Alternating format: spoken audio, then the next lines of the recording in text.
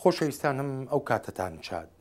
هەتا ئێستاش لێرە و لەوێ لە دەستگاکانی هەواڵدا ئاماژە بەوە دەکرێت کە کوردەکان لە سووریادا بە تەواوەتی بەشداریان لەسەر هەڵدانی سووریادا نەکردووە دژ بە حکوومەتەکەی بەشار ئەسەد. بەڵام لێرە و لەوێ ئاماژە بە دەرکەوتون کە کوردەکانی سووریا هاوبەش دەبن لەگەڵ ئۆپۆزیسیۆنی سووریادا بۆ بەگشتداچوونەوەی سەرکوتکردنەکانی ڕژێمی سووریا. چاودێر لەو بڕوایەدان پەکەکە لەم مەسەلەیەدا ڕۆڵێکی تایبەتی هەیە. جوان و کوڕەتەمەند 3 ساڵەکەی تەنها کوردن لە ئوردوگای پەنابەرانی یاڵداغ لە تورکیا کە لە مانگی یەکەوە ڕایان کردوتە ئەوێ و دەڵێت کورد لە سووریادا بەدەستی حکوومەتی سووریا ڕوبەڕووی سەرکوتکردنێکی بەرفراوان دەبێتەوە.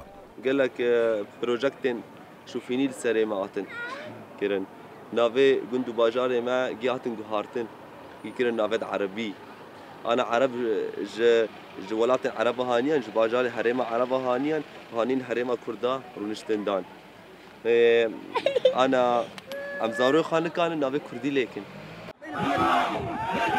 لەگەڵ ئەم جۆرە ڕاگەیاندانەشدا بەڵام کورد لە سووریادا بە شێوەیەکی بەرچاو بەشدار نین لەسەر هەڵدانی دژی حکوومەتدا.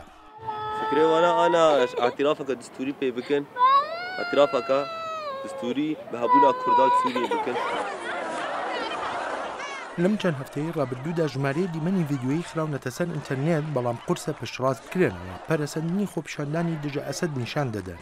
لە ماڵێکدا لە شاری ئەنتاکیا دەنگی ئەمریکا چاوی کەوت بە کوردێک کە داویە تێپاڵ ئۆپۆزیسیۆنی سونە دژی حکوومەتەکەی بەشار ئەسەد. نظامی بەشار ئەسەد يعني فرق ناكد نابرا كرد وعرب اما حميا دكوجي كسيغو بسلودانا بانك او جي اكتيف بدفيش ورا شيء وانا يا دافيج زندانه يا وانا تندك واد كوجي يعني. روبرت لو پسپۆڕی کاروباری کوردەکانی سووریایە لە زانکۆی ئابووری لە لەندەن دەڵێ کوردی سووریا نەگەیشتوونەتە ئەو دڵنیاییە کە دوا ڕۆژێکی گەشتریان دەبێت لە سووریای ئایندەدا. هەتا ئێستا هیچ پەیمانێکی متمانە پێکراویان نییە تەنانەت بۆ گۆڕینی ناوی وڵاتەکەش کۆماری عەرەبی سووریایە. کوردەکان دەخوازن ئەو ناوی عەرەبی لێ بکرێتەوە بەڵام هێشتاش پەیمان نەدراوە بەوەی دەکرێت یان نە. پێم وایە لێکدانەوەکە ئەوەیە کورد ترسی هەیە لەوەی حکوومەتی نوێی سووریا حکوومەتێکی هاوشێوەی ناسیۆنالیستی عەرەبی بێت.